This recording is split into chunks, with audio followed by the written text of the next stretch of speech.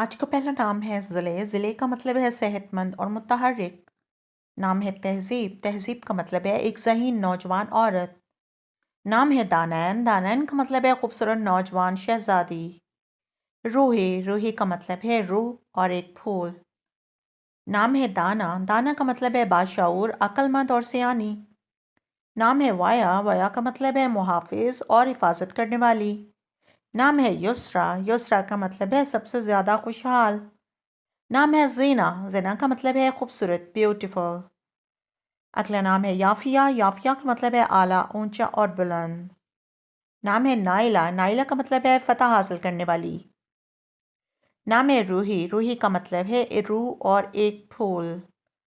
نام ہے مریم۔ مریم حضرت عیسیٰ علیہ السلام کی والدہ کا نام۔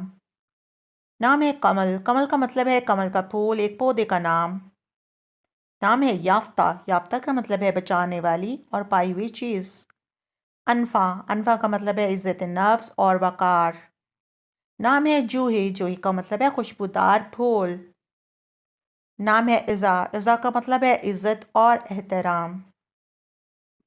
اگر آپ نے اپنے نام کا معنی جاننا ہے تو ہمیں لائک کریں، کمنٹ کریں اور فالو کریں۔ اپنے نام کا معنی جاننے کے لیے ہمیں کمنٹ ضرور کریں۔ Thank you for watching.